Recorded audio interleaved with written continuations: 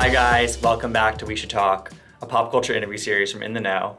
I'm your host, Gibson Johns, and today on the podcast we have Garcelle Beauvais from The Real Housewives of Beverly Hills, among many other things. Garcelle stays booked and busy. I had the opportunity to interview Garcelle for a sponsorship she was doing with Febreze called Scent Styling. I could only ask one pretty vague Beverly Hills Housewives question, but you know what? When you have the opportunity to interview Garcelle, you take the opportunity to interview Garcelle. So I had a great time chatting with her. It's a light chat. It's shorter than usual, but she's just such a joy, and I just loved getting some time with her. We talked about her being excited for BravoCon, kind of her passion for interior design. We talked about various other projects. We talked about how she wants more fun back in Beverly Hills Housewives, which I think we all want. We need that. And also she said, God willing, next season. So it seems like she wants to stick around, and which is no surprise, she's a fan favorite. And we talked about all the love she's gotten from the show, her book. It was a nice convo. So if you are a fan of Garcelle and you want some lighter content compared to the darkness that is Beverly Hills these days, keep listening for my interview with Garcelle Beauvais, and please rate, review, and subscribe to We Should Talk on Apple Podcasts or wherever you get your podcasts.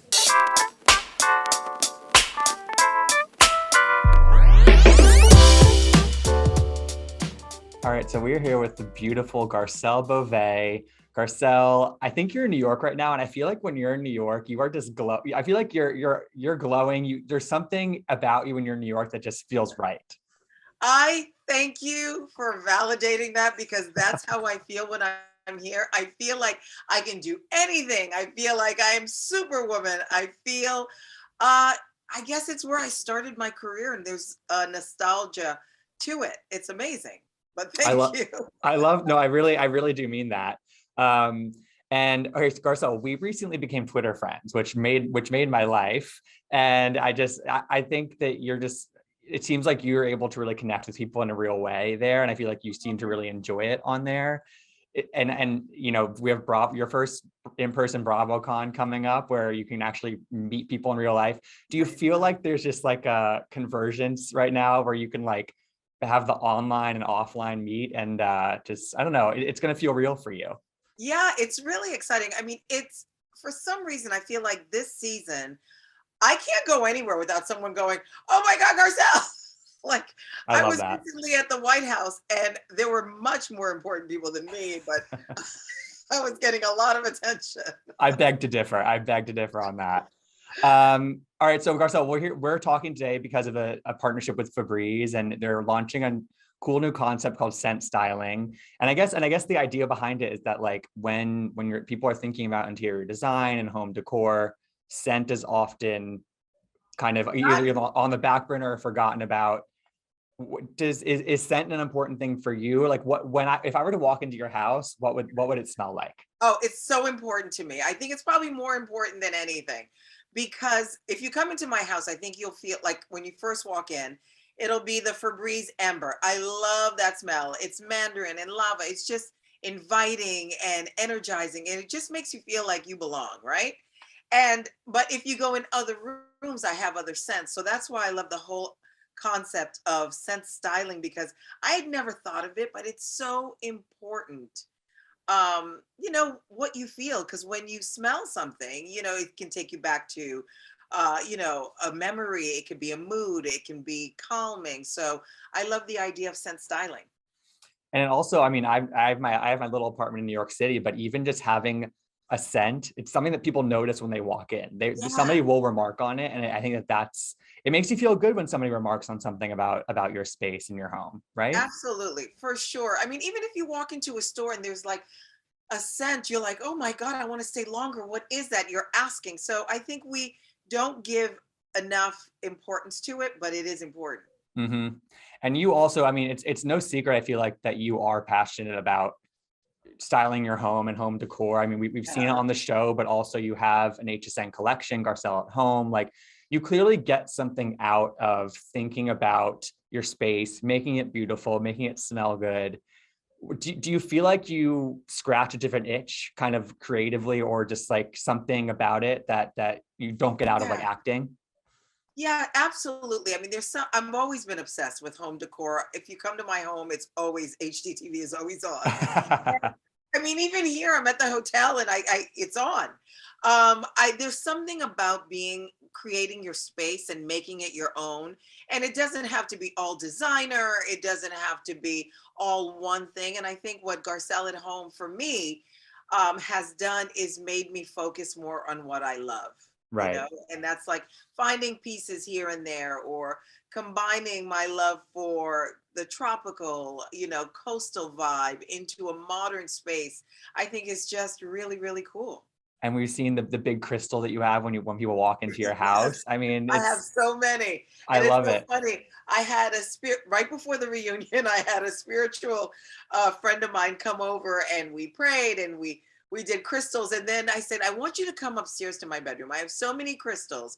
I want you to tell me if I have the wrong ones together or whatever. So she walks into my bedroom and she goes, "Oh, your love corner is a mess." And I was like, "Hello." Wait, what's the love corner? The I've never left heard that. corner is the side that I sleep. It's the farthest Got it. corner when you walk into your room. And I have, crystals there, but I also have things that I write with. And then I have my eye mask and I have bottles of water. And I have an old picture that an ex-boyfriend gave me. And she was like, "Oh no, your love corner is a mess." And I was like, I could have told you that. Going to bed with Garcelle, baby. That's the I love that. So I mean, I know we're not here to talk about Beverly Hills, but I have one question for you about Yeah, this sure. season. And Yeah. and I feel like you were always beloved on this show. You were obviously beloved before your time on this show, but I feel like something about this season that has just made you more of a fan favorite. Like I just do feel like there's your sort of positioning in the group and on the show is just elevated somehow. And I'm curious if for you, did something click for you during filming this season, or did your approach change between the last two seasons? Because I don't know, there's something just slightly I different. agree with you, and I can't put my finger on it. I Ah, think I've always been honest and upfront. I don't go into the seasons with anything in mind other than I just want to show up and I want to be present. And, if I have to call somebody out, do so. But I don't go with any strategy other than wanting to be myself. But I do feel like something clicked this season, and I don't really know what it is. But I want to have more fun. I want us to have more fun on the show. I want us to talk about each other's ugly leather pants. You know what I mean? I don't think exactly. it needs to be so deep all the time. And so, God allowing, next season we can have more fun. I'm on the same page as you. I think it's gotten a little too dark, but I have faith that you guys can get back to a more fun, lighter issues at hand Yes. kind of situation. Yeah. And I'm curious because again, like you released your book, Love Me As I Am. I believe that was that earlier this year, or was that last year? Yeah, it was no, it was oh my God, this time has gone by.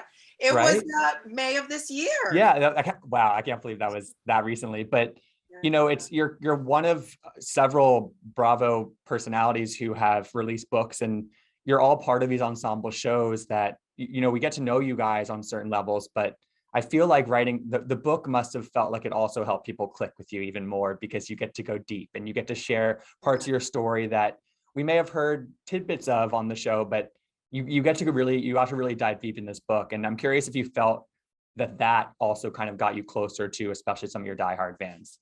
Yeah, I think so. I think there was a connection. And what was really, really interesting is when the book came out, was how many different people the book resonated with. People who I thought, oh, okay, if you like me, you're going to read the book, but you may not have a connection. It was incredible. I mean, from all walks of life, all races, all ages.